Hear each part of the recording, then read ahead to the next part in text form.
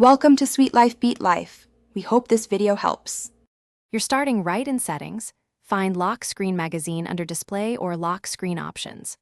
Once open, you'll see toggles and a content list. This is where the feature lives. Tap the entry to reveal the main switch and content categories. You're doing this now so you don't waste time toggling unrelated menus. Make sure the phone is unlocked and awake as you make changes, because some controls won't appear on a locked device.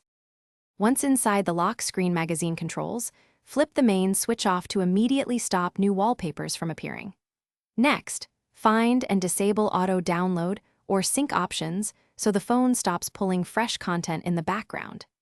If the menu shows categories like travel or lifestyle, uncheck every category to prevent future downloads. This removes the source rather than just hiding individual images. Make sure to confirm any prompts. Some phones ask for confirmation before stopping magazine updates. Finish by locking and waking the phone so you can immediately verify the magazine is gone.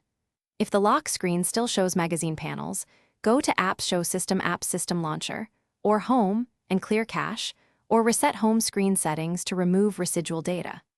Restart the phone after you make these changes to ensure they apply.